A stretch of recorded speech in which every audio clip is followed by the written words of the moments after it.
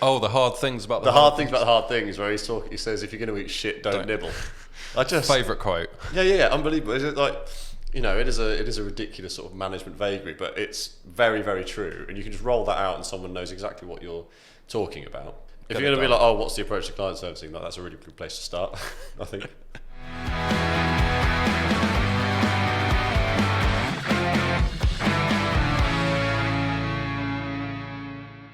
Hello everybody and welcome back to another episode of the Overdrive Digital Podcast. As always, if you enjoy this, please do go and check us out, subscribe in all the usual places, SoundCloud, iTunes, Spotify. Go and check us out on overdrivedigital.co.uk. So for today's episode, I'm with a former colleague, really good friend and managing director of Builtvisible, Geoff Griffiths. Hey mate. Hey, thank you so much for making the time. No worries at all. Thank you. And for the shortbread biscuit. I thought it was an important element to this to help get you through it. Vital. Thank you. So the plan for this session is to talk about client servicing as a topic, but we'll leave the freedom there to kind of veer off in directions if that so happens. Sounds good. Yeah, so we'll have a plan and then probably ruin it, but there we go. Cool. So generally speaking, client servicing, obviously like a very key role, like vital for any agency function. What is it to you? Because I think it's often a little bit misunderstood, or people don't quite get what it entails always. So what does client servicing mean to you?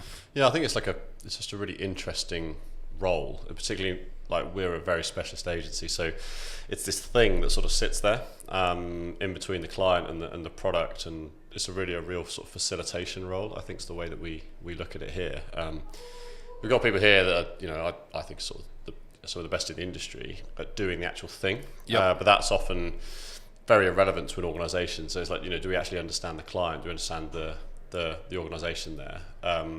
So it just sort of facilitates that. I think it's like a role that's really, like, you need a lot of integrity and honesty with it. I think that's the way we want to approach it, because I think it's known for sort of a bit of bullshit. Do you know what I mean? Whereas actually, I think what good looks like is just having the kind of the wherewithal to sort of say, do you know what, we need to put the brakes on this a minute and reassess what we're trying to do. Yeah, and how do you separate that out? So obviously someone being amazing at SEO or content is not always the same as being amazing at account management or client services. So how do you deal with that? It's often just completely conflicting skill sets, particularly in the more technical disciplines. So with us we've got SEO, content and analytics, and two of those are just highly technical disciplines where just the nature of the people, the thing that makes them amazing at their job doesn't necessarily make them amazing at the sort of the softer side and the social aspect. But content tends to work a bit easier, I think. We've actually had someone transition from the content team to client services here, right? Which is like a really interesting use case, I guess. But I think it's just clear roles and responsibilities, and I think we'll probably talk a bit later on about the journey that we've been on with client servicing. But I think one of the key things is just making sure everyone understands what their part is, and being completely okay with the fact they probably aren't going to be brilliant at everything. Yeah, absolutely. It's that. Yeah, I guess. So when we were working together, well, let's talk about this. Back in the day. Back in the day, yeah. When we both had hair. More hair. All gone. I'm struggling. So that was what, 2013, I think you started. I'd started a little bit before. Was it still SEO Gadget? Yeah, it was still SEO Gadget when I joined. Yeah. And then you were client services director. And I always remember that kind of, I don't know, like some people have a natural ability towards that client servicing thing, or like it is them, and some people don't. But it was definitely a really big thing for you, and you were the first. I think that was the first ever client services role within the business which you took on. Like what is it in you or your background that you think gives you that natural kind of connection with client servicing?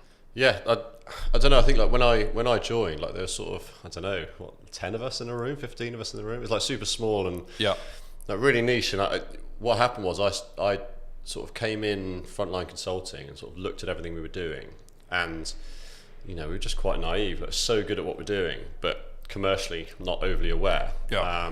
And I sort of pitched the idea to Richard and just said, like, I think there's this opportunity here where we've got these amazing clients who come to us because we've got big problems. We're really helping them out, but we're not making the most of it. Also, I have a bit of a sporting background, so I used to be a professional rugby player before I came into digital. Yep. And I think over the years, I had never been managed brilliantly from a people standpoint. And all I ever craved was just honesty, just someone to tell me how it is. Yep. Give me it straight. And the reality is actually a lot of people sort of avoid those kind of conversations in day-to-day life because they're quite uncomfortable. Whereas as an athlete, you want feedback, you want someone to just tell you where you went wrong so you can improve. And I think that was a massive thing that molded me when I sort of took on this role, because at the end of the day, that's what a client wants. Like, they want you to just tell them what to do. Yeah. That's why we're here, a specialist agency. They're Yeah. paying us decent whack to work for them. Yeah. Why would you not just tell someone what it is? And it sounds just a simple thing, but that's what I want, and I sort of just adopted that as an approach, and it seemed to work quite well with some of That our clear clients. cut thing is so important. And Yeah. do you, this is maybe, I don't know if this is a difficult question to answer or not, but so back when you took on that role initially, I think it probably felt a little bit like we're great at doing the SEO bit, Yeah. but we're terrible at doing that other bit. Yeah. And there's other agencies that we're perhaps competing against that are great at doing the client services bit, but not so great at doing the actual SEO bit. Yeah. Which seems, it's always like, is that an easier problem to solve? So do you think it's an easier problem to solve within an organisation to improve the client servicing than it is the other way around? Is that a better problem? Or Yeah, I don't know. I think it's like such a complex question because there's a real cultural aspect to this. So the way that we do everything is very clearly defined by values. So, we have these sort of parameters within which we work from a value standpoint, and everyone should fit into that in some way. So if you're like a real product specialist, as long as you sort of have the right attributes, the character, you buy into what we're trying to achieve, you will learn the things. So like the actual specialisms. I think client servicing, I do think there is, there's an element to it where you just sort of have it or you don't. Yep. I think one of the key things to do organisationally is get the clarity on whether it's a good idea for you to be doing it or not, and then just make people understand where their strengths do lie. Because otherwise, people see it and they're like, "Oh yeah, well, I want to do it," but it doesn't mean they should do it. Yep. If you know what I mean. Yeah. So yeah, it's quite an interesting one, and I think you are right. Like, there's this interesting seesaw between being amazing at the thing you actually do and the way that you do the thing. And so where we play, as obviously as a specialist, is that we're amazing at the thing.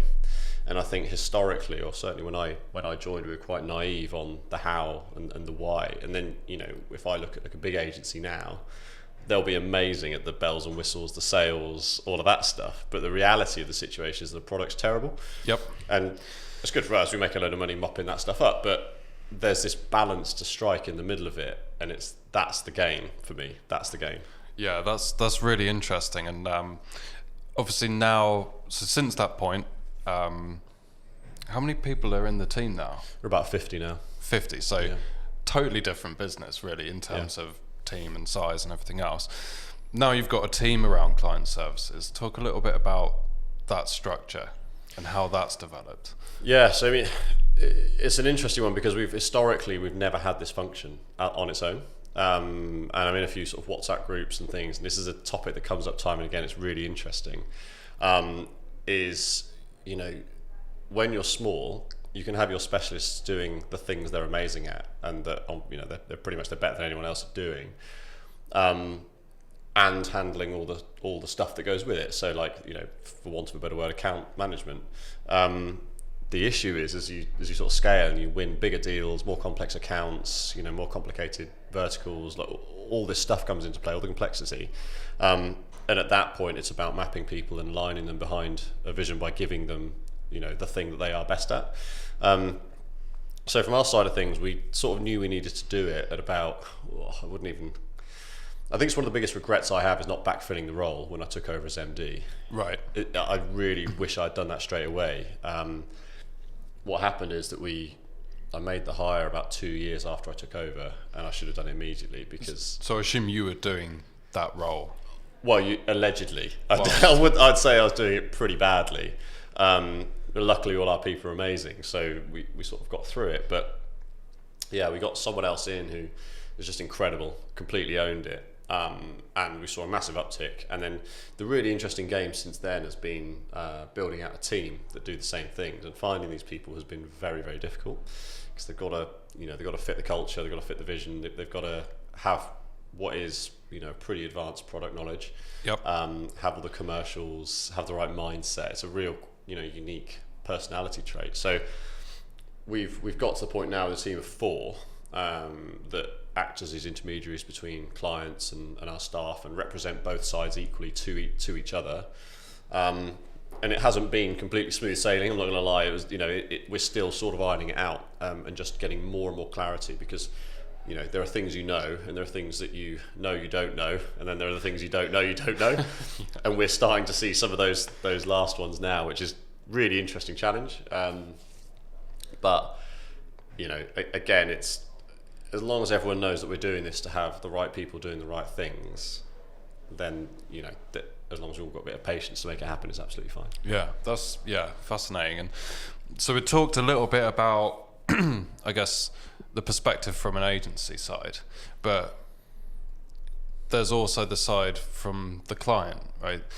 Clients and agencies, it's a relationship. So how do you, when you onboard a client, I imagine a big part of this is making sure that they can help you in the right way, that there's a good, productive, honest, trustworthy relationship between the two parties. So like, how can clients be good clients, I guess? Because there is a two-way street here, right? Yeah, definitely. And the answers are kind of the same on both sides, like, because of, you nailed it, like, it's a relationship. I think firstly, if it's that kind of vendor, you subservient type affair, like, it's never going to end well. So I think the first thing is to make sure you see it as a relationship, and it's a two-way thing. And that's not a client servicing thing. Like, that starts in sales. Yeah. That starts the first time you pick up the phone to have a chat through a brief that you've received or whatever it is. You get it in then, and you get an understanding of whether or not they are going to see it like that or not, because otherwise you are doomed. So I mean, what red flags are you looking for within that? Because that what we're talking about, I guess, is lead qualification, and trying to cut out any leads that you think are going to be just that bad fit before it turns into a bad fit. Yeah. So what is it that would indicate that might be the case? Yeah, I mean, sometimes it's simple as like the the sense you get of someone on the phone, and just from a personal standpoint, it may be the way they're describing the business. It might be there's that kind of thing of like often the people with the smaller budgets demand the most, or these kinds of things that I mean, there are a few. There's a whole heap of them, and a lot of it, what comes down to sort of spidey senses. Like, you can account for as much stuff of this in process, but ultimately, as a salesperson, you've got to see these things happening and sort of make, there's something I can't quite put my finger on. And then I think the skill there is to find the thing it is and get your finger on it, and then use it as a very clear justification. Yeah, look, I guess this is, when I was kind of preparing for this, I was thinking about actually client services touches on everything.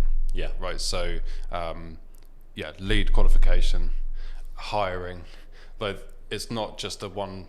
There's no silver bullets in this. No, it affects how we deliver work. Like, they need to understand an organisation. Like, are we delivering a tech audit, or are we writing Jira tickets? Like, it extends to every part of the business, and I think that's one of the reasons it's so difficult to get these teams in place. And I think that's why I think you're in some of these WhatsApp groups, aren't you? So like, over the last sort of couple of weeks, there's been some huge conversations, and it's just so interesting to see seeing the different way people are tackling it. Different sizes of business. Yeah. Do you think inevitably there's a process that you have to go through, like a bit of a painful thing within any agency growth, where you don't really know what the perfect setup's going to be until you've found the perfect setup, and that's just going to take a little bit of time, right? Well, even if you think you found the perfect setup, you probably there's probably more to come. This is the for me, that's the game. I think getting the right person in from a senior standpoint is massive. I think then after that, the really interesting challenge is getting building out a team that operates under that person to be 4 times as effective as that one individual is. It's all that kind of stuff. That's where the gold is. But you can't do that unless everyone's very, very aligned around behind what you're trying to do. So not an easy task then. Not at all. But I think the thing with the clients is, like, I talk a lot here at Builtvisible about win-win scenarios. And I think that's what, if you can get aligned with a client and create a genuine win-win scenario, that's where they're really ticking. And I think the way to do that is a little bit of vulnerability on both sides, and that's how you find a good client. Because bad client, sometimes there's that elephant in the room where they're gonna struggle with something we're talking about, or how they represent you internally. And if someone's just a little bit vulnerable, just go, do you know what, I can't do this, can you help me out? And I think as an agency it's really important to do that as well, and just get feedback from the client. I think that win-win relationship comes off the back of vulnerability, and that's really, really difficult. And that's where this is a very special type of human being comes in to be able to do it. Like, that is a really rare trait to have. Yeah, and also, like, to be able to spot those opportunities because something will come up. Yeah. And if you've got the right person in the role thinking about the right thing, they'll spot that as an opportunity, right? Exactly. Whereas others won't. Exactly. Yeah. So what? One of the other things was just about, like, I think a really good client is someone who's in it for the journey. Like, I think the massive part of what we do is understanding, like, what's going to get our client their next pay rise or the next job, the next promotion. We had a conversation a while ago. Like, it's quite an arrogant thing. Maybe we cut this out. But we had a conversation a while ago about how many careers have we made at Builtvisible? Yeah, it's like a really interesting. Well, it's quite an interesting yardstick, isn't it? Yeah. And it's not to undermine anyone or anything like that. But that is a metric that measures how successful a relationship we've had, regardless of the talent on either side of it, which I think ultimately is the most important thing. It's a big difference, isn't it, between delivering a piece of work that ultimately delivers great results versus doing that plus passing on the knowledge, sharing the knowledge, really helping people develop is totally different. And I think the flip side to this, in my experience, is clients that try and view it as a bit more of a commodity, or all they're doing is they're buying some time to get a job done. Is a totally different approach to, we want a partner to help us upskill, to help us kind of hit these bigger picture goals, to help us develop as a business, or But that's part of the qualification thing, because every single brief that client puts out just says, we're looking for a partner, we're looking for an extension of the team, and they say it as though no one's ever said it before. But you can tell when you start talking to people. Exactly. So how are you unearthing whether they're being genuine? That's how you find these good clients. I was having a chat with someone the other day, and he literally just said to me, do you know what? I've taken all this extra work. They haven't given me a promotion. They haven't given me a pay rise. And that's brilliant for me, because I can just go, right, brilliant. Well, let's just get everything that we do revolved around that for you. And then, guess what? Like, he's super loyal. Like, he's super bought into what we're trying to achieve. We're really bought into that as like a bit of a different KPI than what we might have around retention or expansion or delivery of work. And that's just a bit of vulnerability, and I really appreciate that as someone who talks to these people. So. Yeah, it's a really interesting take, and I guess the next question I had was, what do you do when it all goes bad, right? So inevitably, from time to time, you've been working with the client for a while, or something comes up, something goes wrong, and things just take a turn for the worse. Like, what's the process? Is there a process, or is it case by case? What do you do? Yeah, I mean, on the caveat that what good looks like is that there's never an issue, but the reality is that's not the case. Like, I think, like I said earlier on, I think honesty is massive. I think that is how you get trust with someone, is to just be brutally open and honest with them. Don't try and bullshit them. Don't try and pull the wool over their eyes.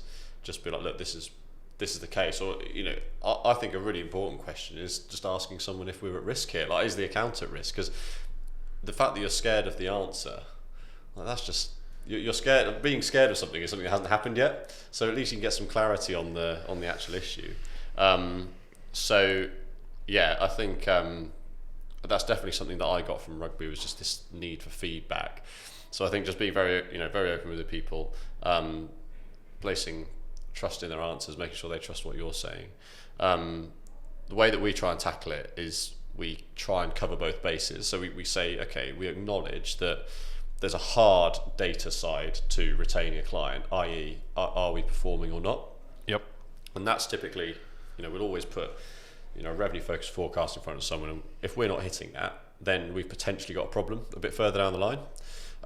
So what we've done is we've got someone in senior team level that looks after that. So our performance director, Dan, who you know well, obviously, employee number one at Builtvisible, Dan Butler, still churning out at 9 years on, which is amazing.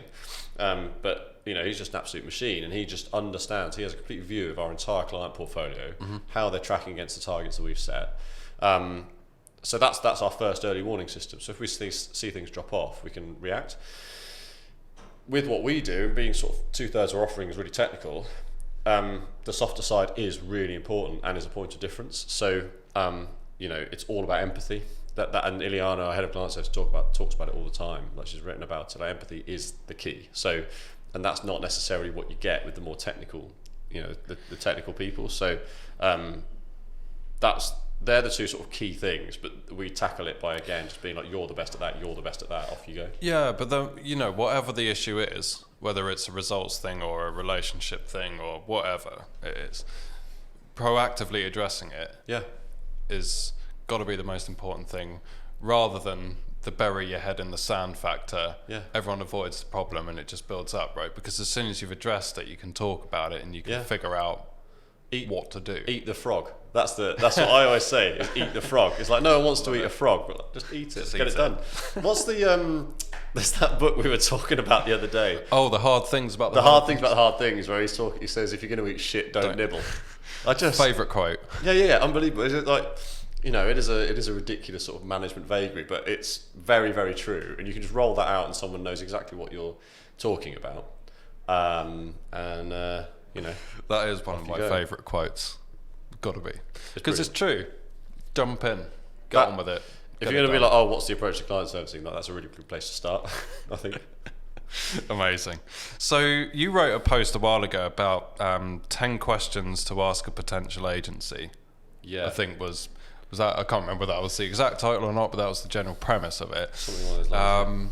So this is about kind of clients asking the right questions during the pitch or the briefing process to make sure they end up with a partner that fits as well, right? So there were some really interesting points in there that were way beyond the show me some rankings you've achieved, What was the thought process behind that post? People just make really bad buying decisions.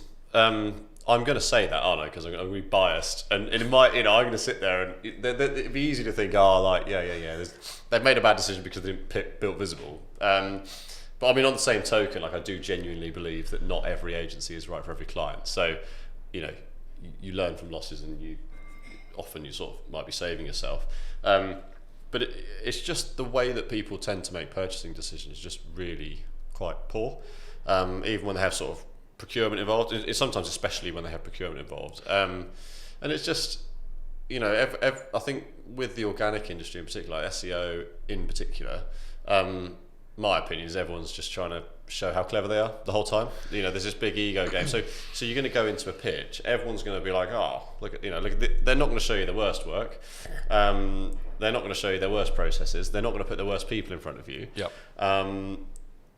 And I just think they miss a trick. I just think if you're buying, there are other things to look at. So, how is the business run? Am I going to be working with the people that are sat in front of me in 2 years' time because this agency retains their staff? If not, you might want to think about whether or not I'm going to invest hundreds of thousands of pounds with these people in front of me on that basis. Yeah.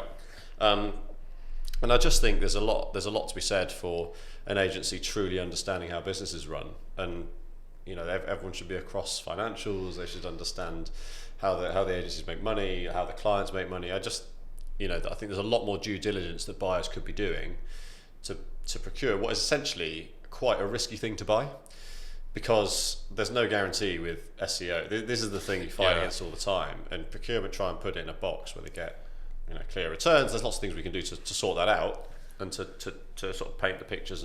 But there's many variables. There are so many variables, but at the end of the day, whether or not those staff are going to be around in 18 months' time when you're coming up to the renewal of your contract or not, or crunch time in your business plan or whatever it is, like that's the same with any business. Like that's not a variable. So yeah, it was just a sort of just to get people thinking a little bit, because I have a great time trying to help people buy what we do. But I think as an industry, like it is a really difficult thing to buy, and it's just kind of get people thinking a bit differently, I guess. Yeah, it was really good, and that's on builtvisible.com. Widely available on builtvisible.com/blog. Yeah, please. Amazing. So yeah, kind of to round things up a little bit. What I guess there are so many different outputs from good client servicing. So anything from like good retention rates, good results, staff retention because everyone's a bit happier that they're working on something a little bit more meaningful. Like, what are your big like outcomes or like priorities with it, or is it just a general? Yeah, I mean, the way I tend to sort of talk about it here is we are a people business. So we don't have technology, IP. We have people who are really bloody good at what they do. Mm-hmm. But ultimately, that's it. So we are as big and as scalable as having that many really good people and having enough work to do. So the way I sort of look at it with client service is I basically say, can you help me predict the future? Like, can you help me guarantee the future? And the way you do that is obviously there's all the obvious outcomes at the end of all of this, which is client retention, renewals on contracts, extended contracts, expansion, additional project work, different service lines. These are all sort of financial outcomes, but it starts like way before then. Like, they're the outcomes of a lot of work. So I think the softer things around it, I think having a client services team that's really interested, just they're naturally very curious people. If you can see that, and you can see they're asking questions and challenging clients, I think that that's one really good outcome. Obviously, clients being happy is really nice. I moan at my guys because I never know. I went for lunch the other day with a client. Just got some glowing feedback, and I realised how rarely that gets back to me. Right. And that's kind of like that's like a really important thing. Just to sort of, that's a very regular thing that can be done. We can solicit this feedback, be a bit vulnerable. What's going well, what's going badly. And I think as well with us, because we had this shift from really, real specialist product-based people to how do we scale that? Like, even those guys being happy and working well with the client services guys, these are all little things that eventually will end up as additional revenue that we can invest back into the business. So, I guess that's it. Like, if I have a really good grasp of what's going to happen in 6 to 12 months' time, I think that's a really nice outcome for client servicing. Yeah. Because then you don't even have to rely on sales. Like, you don't have to rely on new business. You can just sit there and be like, okay, well, I know that's going to happen, so I can concentrate on make sure all the guys are really good. We're hiring the right kind of people. We're doing sort of longer term strategic sales exercises, and all the sort of the fun stuff. So that's that. Yeah, I guess that's my sort of take on it. If that makes sense. Amazing. Yeah, and like one question I was gonna ask just to kind of finish on was, where do people start? So perhaps new agencies or someone's come into the role. Maybe there's a retention issue, maybe there's staff turnover issues, maybe, whatever they're trying to solve is there. Like, where do you start? It's a very, very good question. I think when I started looking at it, we had a very explicit problem, and the easier solution was to go and talk to clients and understand what they're trying to get out of this and like what's their perception of it. And obviously you just sit there and you take an absolute pounding, because it's probably going to be pretty rubbish. So that's what I'd start is I'd like, these are the people that pay the bills. And if they're paying the bills now, there's a pretty good chance that they could pay the bills in the future. Uh-huh. So if you understand why it is they're paying the bills now and what we can do to systematise that's my starting point. It goes back to that vulnerability point, wasn't it? Yeah, exactly. And do you know what? I think if I was looking to get to client servicing or something like that, I think it'd be such a fun exercise to go in, because you've got a completely clean slate. Like, you will never get more raw feedback than going in completely fresh. You've got no allegiance to that company. It's like, right, give me both barrels, but let's go. And by the end of that, you'll spend an hour with the client, and you will have a complete account development plan off the back of it, knowing exactly what they are trying to get out of it, what their personal aspirations are, where the business is going, what their budgets are like, what we're doing well, what we're doing badly, and you're completely armed. So that would be my first thing, is go and talk to your clients, and then most importantly, just listen. Just let them give it to you, and see what you end up with, basically. Amazing. Well, look, that was bang on 30 minutes. Really interesting. Right. And yeah, thanks so much. And thanks everyone for listening. If you've liked it, please do subscribe, give it a share. Always massively appreciated. And thanks so much, Geoff. No worries. Thanks so much for having me on.